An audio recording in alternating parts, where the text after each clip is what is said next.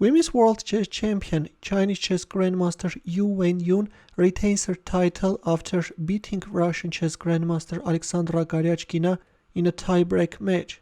The match in a classical time control ended in a draw, and it was only the rapid tie-break match which decided the winner. Hello chess lovers, Soren here, and in this video I'm going to cover the third and decisive game of the tie-break match which allowed Wenjun to retain her title. In this game Wenjun had white pieces and she opened up with knight f3. Goryachkina responded with d5 and g3. This is usually called the King's Indian attack, but the pure King's Indian attack is when white is going for d3, e4, knight d2 setup, but in our game we won't see that structure. Instead, calling this parcel system, I guess, is more precise. c6, bishop g2, bishop g4, white castled kingside, knight d7, h3, bishop h5, d4, e6, c4, bishop e7, c takes d5, e takes d5, knight c3, bishop takes f3. I have to tell you that this position also occurred in their first tiebreak game, where in here Wenjun recaptured with a bishop. But this time we see a novelty, and Wenjun recaptured with the e-pawn. An interesting move, and it's quite possible that Wenjun's team came up with this move after being dissatisfied with what happened after recapturing with a bishop. Anyways, later we will see that this line is quite a good one and can create too many problems for black. Meanwhile, white is putting her bishop on this h3 c8 diagonal, thus getting the total control of his. Knight b6, queen d3, rook e8, b3 preventing any knight c4 jumps, knight fd7. Meanwhile, black is putting her bishop on f6, bishop d2, a5. Seeing that there is not much black can do on the king side, Goryachkina is looking for a counterplay on the queen side. King g2, knight f8. In here we have the exchange of rooks on e8, after which white is taking the control over the e file. Knight d1, knight bd7. With this move, black is freeing the b6 square for the queen, but first playing knight b6 and then knight d7 doesn't look very nice. Instead, choosing a different strategy would have been better. For example, black could go for a4 and then put the knight on d6, or even go for knight d6 straight away.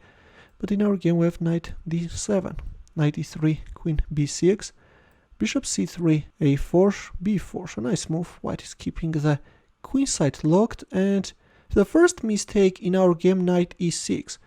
Well, instead playing g6, bishop g7, strengthening the king side is better, but in our game we have knight e6. This is allowing white to play bishop takes e6, thus creating a potential weakness on e6. Knight g4, rook e8, f4, queen d8, h5, and h6. The second mistake, which is weakening the light squares around black king. At least it was better to play b5, locking up the queen side, preventing any possible counterplay, but instead we have h6, rook e3, king h8, b5, although white could go for b5 straight away instead of rook e3. Knight b8, queen e2, c takes b5, queen takes b5, queen c8, and black is losing the pawn on a4. Yes, black is in trouble, and already all black can do is hope for a miracle.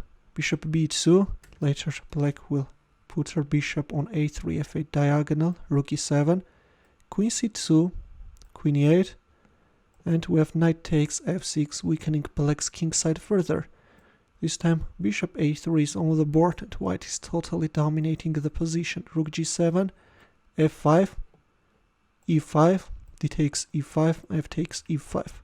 Recapturing on e5 with a knight is not good, because this taps into a pin. White can first play bishop b2 and then queen e2, and then this f4 is coming. That's why black recaptured with the f-pawn, but this allowed white to get a passed pawn on the f-file. f6, rook g5, f4, rook takes h5, and f takes e5. Not the most accurate move. First playing g4, cornering the rook, and then queen f5, f7 is even stronger. This is just crushing, but instead we have f takes e5. Now the problem with this move is that after queen e6, white has only a single move which is allowing to keep the advantage alive. And that move is king g1, preventing any possible queen h3 checks which could lead to perpetual check. By the way, if you want to play queen e6, if you win this pawn, then white can successfully exploit the weakness of the long diagonal. There is a very beautiful queen b2 move with the idea of if rook e3 then f7 check, and if a move like knight takes e5, then this time queen c7 is winning. Black is losing. And then bishop b2. Let's go back, but in our game we have queen e6, to which we have a powerful answer king g1. Here queen h3 can be met with queen g2. That's why black played d4 in hope of creating a counterplay, but white queen is just in time and is penetrating opponent's camp with a mating threat. Queen d7, e6, there it goes. White is totally dominating the position, although I have to tell you that winning the rook, and then after d takes e3 playing f7 is also winning. Nothing can stop white pawn, but instead we have e6, queen c7, and finally after queen takes h5 we have a resignation. If d takes e3, then queen takes h6 check, and then e7 is coming and the game is over. That's why after queen takes h5 Goryachkina resigned. In the fourth game she failed to fight back, although she had nice chances, but failed to realize her initiative, thus allowing Wenjun to retain her title. In the end, a chess puzzle for you where the task is to find the winning line for white. It's white to move, and I will wait for your answer in the comment section. Thanks for watching. Here are more suggestions for you. Feel free to check them out as well. I will see you in my next video. Take care and good luck.